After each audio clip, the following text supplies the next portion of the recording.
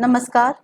आज के हमारे अध्ययन का विषय है क्वांटिटी थ्योरी ऑफ मनी या मुद्रा का परिमाण सिद्धांत। मुद्रा का परिमाण सिद्धांत समझने के पहले हमें यह जानना आवश्यक है कि मुद्रा क्या चीज होती है। क्राउथर के अनुसार कोई भी वस्तु जिससे मीडियम ऑफ एक्सचेंज या विनिमय के माध्यम के रूप में और समान समय पे मूल्य के मापक तथा मूल्य के संचक के रूप में स्वीकार किया जाता है, उसे हम मुद्रा कहते हैं। वहीं वॉकर कहते हैं money is what money does. मुद्रा वह है जो मुद्रा का कार्य करे। तो मीडियम ऑफ एक्सचेंज या विनिमय का माध्यम लेन देन के लिए या फिर मूल्य के मापक या फिर मूल्य के संचक के रूप में जो भी कोई वस्तु जो कार्य करती है उसे हम मुद्रा कहते हैं। क्वांटिटी थ्योरी ऑफ मनी की बात अगर हम करें तो सबसे पहले 1588 में इटालियन अर्थशास्त्री डेवेंजती ने सबसे पहले इसका प्रतिपादन किया था। जॉन लॉक ने इस सिद्धांत को यूरोप में कीमतों में वृद्धि को समझाने के लिए उपयोग में किया था और इसका विस्तार डेविड ह्यूम ने 1752 में किया। उनकी पुस्तक थी ऑफ मनी। यह खाली व्हील्स ऑफ ट्रेड के रूप में काम नहीं करती। It is the oil which renders the motion of the wheels more smooth and easy. अर्थात मुद्रा एक केवल पहिए के रूप में काम नहीं करती, वह एक जैसे पहिए में ग्रीजिंग करते हैं हम ऑयल से, तो उस ऑयल के रूप में काम करती है जिससे उस पहिए को चलाने में ज़्यादा मदद मिले। अब हम क्वांटिटी थ्योरी ऑफ मनी की बात करते हैं जो उसका आज हमें पढ़ना है। तो इरविंग फिशर ने इसका जो है उसे दिया। ये क्वांटिटी ऑफ मनी मुद्रा की मात्रा तथा अर्थव्यवस्था में जो कीमतों का स्तर है उसके बीच यह प्रत्यक्ष संबंध को बताता है। अर्थव्यवस्था में अगर मुद्रा की मात्रा दुगनी होती है तो कीमतों का स्तर भी दुगना हो जाएगा और जिससे कि मुद्रास्फीति होगी। और मुद्रास्फीति क्या है? वह प्रतिशत दर है जिससे अर्थव्यवस्था में कीमत का स्तर बढ़ता है। तो हम इसको कह सकते हैं क्वांटिटी थ्योरी ऑफ मनी को P is function of M। Price किसका फलन है? कीमत फलन है मुद्रा की मात्रा का। कीमत P इज प्राइस लेवल, कीमत स्तर। M इज मुद्रा मनी सप्लाई या मुद्रा की पूर्ति। F फंक्शनल रिलेशनशिप को बताता है। और इसका डायग्राम आप देखेंगे, अगर हम यहाँ पर क्वांटिटी ऑफ मनी को दिखाएं और यहाँ पर कीमत के स्तर को दिखाएं तो दोनों में एकदम अनुपातिक संबंध होता है। मुद्रा की मात्रा को अगर हम दुगना करते हैं तो कीमत स्तर भी दुगना हो जा रहा है और मुद्रा की मात्रा को हम कम कर रहे हैं तो उसी अनुपात में कीमत स्तर, मुद्रा की मात्रा को जब हम कम कर रहे हैं तो कीमत स्तर में भी जो वो है उसी अनुपात में कमी हो जा रही है। यह रेखा कीमत और मुद्रा की मात्रा के अनुपातिक संबंध को बताती है। अब क्वांटिटी थ्योरी ऑफ मनी के कौन से वर्जन्स को आपको पढ़ना है? क्वांटिटी थ्योरी ऑफ मनी या मुद्रा के परिमाण सिद्धांत का पहला है इरविंग फिशर का वर्जन, जिसको कि हम ट्रांजैक्शन अप्रोच या लेन देन दृष्टिकोण भी कहते हैं, और दूसरा है कैम्ब्रिज इकोनॉमिस्ट का दिया हुआ नगद शेष दृष्टिकोण या कैश बैलेंस अप्रोच। तो इरविंग फिशर का जो अप्रोच है वो मुद्रा के मीडियम ऑफ एक्सचेंज फंक्शन या उसको विनिमय के माध्यम के रूप में उसको वरीयता देते हैं, जबकि जो कैम्ब्रिज अर्थशास्त्री हैं मुद्रा के मूल्य संचय के कार्य को महत्ता देते हैं। इसमें जो है आपको पढ़ना है मार्शल, पीगू, जेएम कीन्स और रॉबर्टसन का अप्रोच कैम्ब्रिज अर्थशास्त्रियों के दृष्टिकोण के अंतर्गत आता है, जिन्होंने स्टोर ऑफ वैल्यू फंक्शन को वरीयता दी। इरविंग फिशर 1867 से 1947 के मध्य इनका समय है। इनका जो किताब थी 1911 में आई, purchasing power of money. Irving Fisher क्या कहते हैं? जब अर्थव्यवस्था में जब प्रवाह में मुद्रा की मात्रा को बढ़ाया जाता है तो कीमत स्तर भी प्रत्यक्ष अनुपात में बढ़ जाता है और मुद्रा की जो मूल्य है वह घट जाता है, और इसका वाइस वर्सा यानी इसका उल्टा भी सही है कि क्वांटिटी ऑफ मनी जो है अगर डिक्रीज होगी तो कीमत का स्तर भी घट जाएगा। तो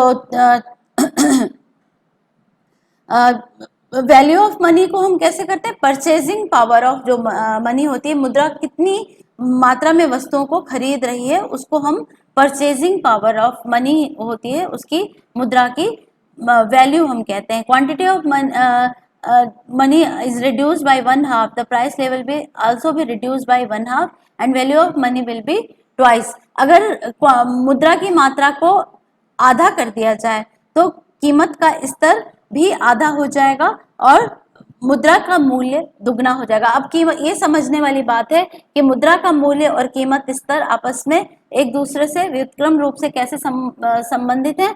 ये अगर कीमत पिछले वर्ष की तुलना में दुगना हो जाए तो पिछले वर्ष में अगर मेरी सैलरी 10,000 थी और अब 20,000 हो गई, दुगनी हो गई, तो और कीमत स्तर भी दुगना हो गया, तो हम अगर जो वस्तुओं की जो मात्रा में खरीद पाऊंगी वह आधी रह जाएगी।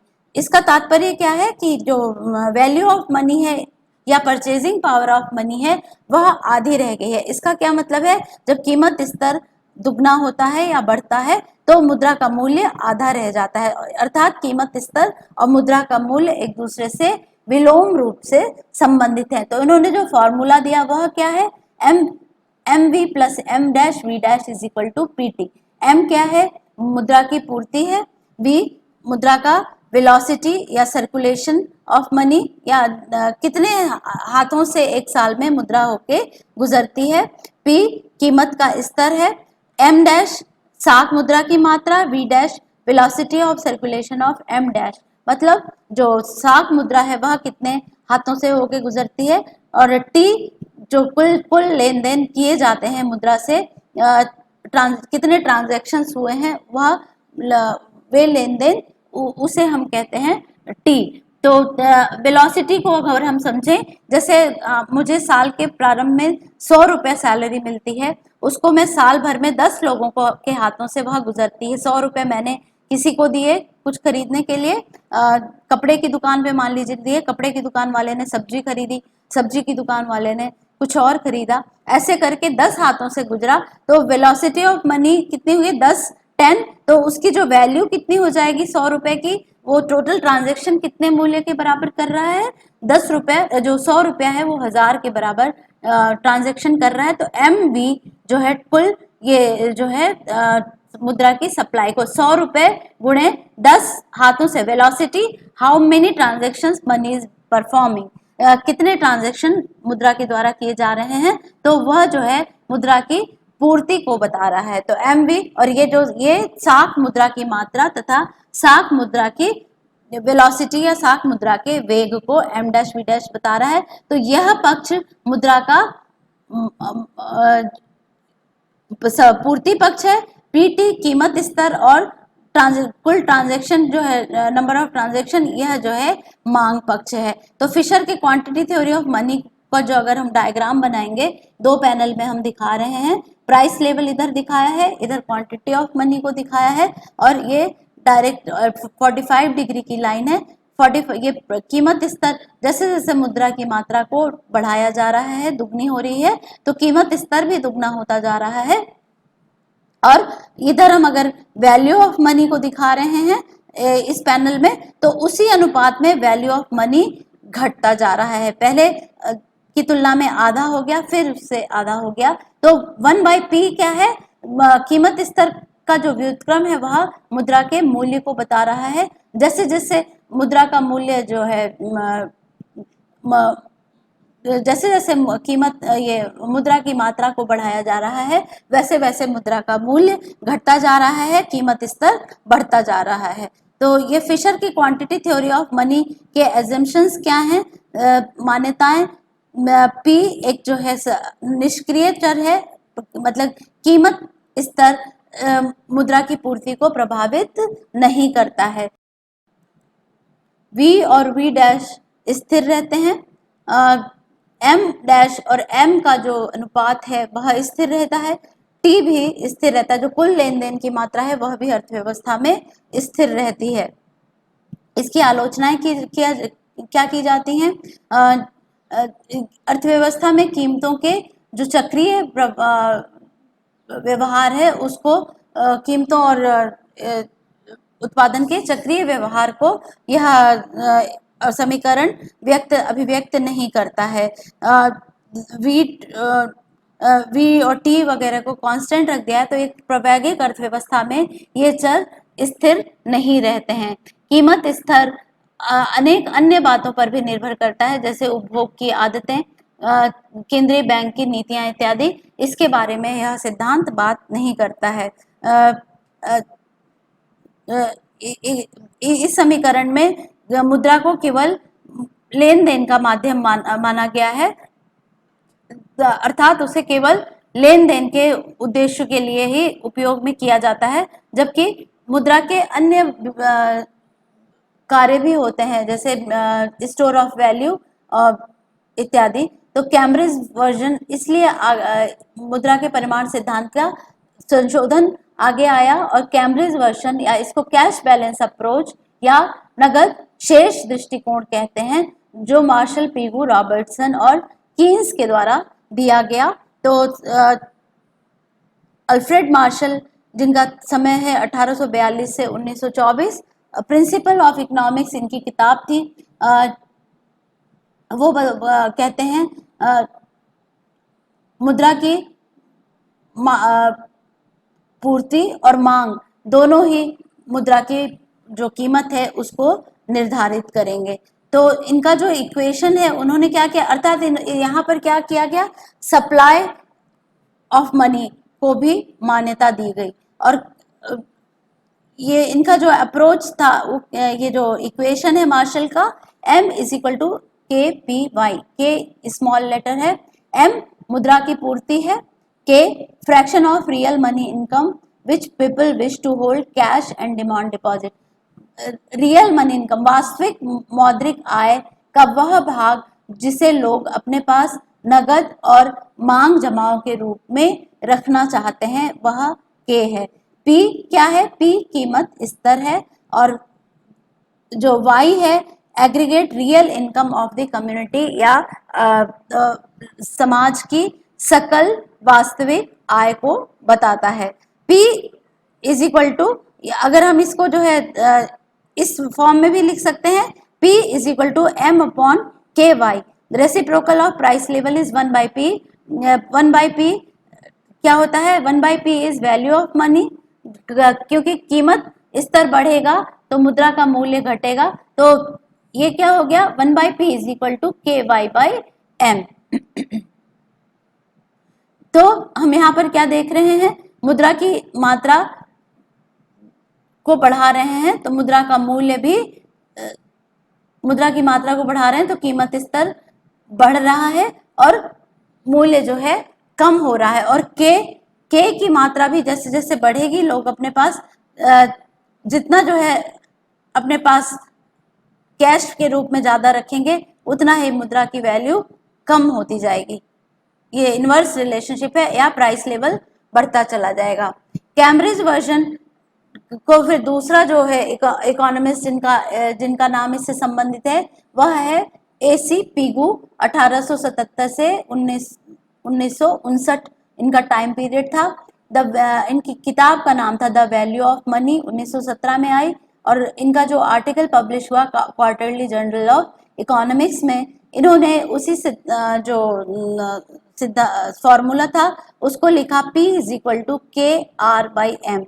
यहाँ उसी चीज को अलग तरीके से अभिव्यक्त किया है।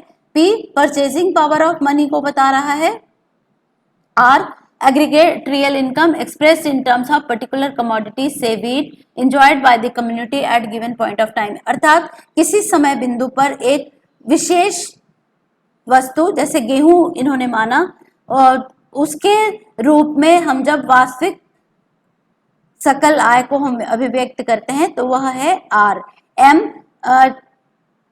टोटल मनी स्टॉक या total cash held by a community, अर्थात एक समुदाय के द्वारा कुल मौद्रिक स्टॉक कितना है उस या कुल कैश उसके पास कितना है उसे हम एम के रूप में अभिव्यक्त करते हैं। के सकल वास्तविक संसाधनों का वह भाग जिससे लोग अपने पास विधिग्राह्य मुद्रा के रूप में रखना चाहते हैं, टाइटल्स टू लीगल टेंडर के रूप में रखना चाहते हैं। अब इन्होंने इनकी जो है आलोचना क्या की जाती है, इस सिद्धांत में बचत और निवेश तत्वों की उपेक्षा की जाती है जो कि मुद्रा की क्रय शक्ति को निर्धारित करते हैं। इसके अंतर्गत मुद्रा के विनिमय माध्यम के कार्य की उपेक्षा की जाती है। इन्होंने केवल एक ही वस्तु के आधार पर इस सिद्धांत को दिया है, इन्होंने व्हीट को ही लिया है। अब इन्होंने कीन्स ने क्या दिया, कीन्स का वर्जन क्या है, कीन्स 1877 से 1959 इनका काल है।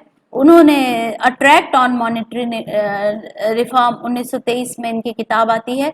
वो कहते हैं n is equal to P K और p is equal to n by K. n p क्या है, सामान्य कीमत स्तर या उपभोग वस्तुओं की कीमतें। n अर्थव्यवस्था में प्रवाह में मुद्रा की कुल पूर्ति। के उपभोग वस्तुओं की वह मात्रा जिसे व्यक्ति अपने पास नगद के रूप में रखना चाहते हैं। n is equal to P plus R K dash या p is equal to K plus R K dash. ये जो है इनका जो है ये दिया गया है। आर यहाँ पर क्या हो जाता है, ratio of banks cash reserves to their deposits.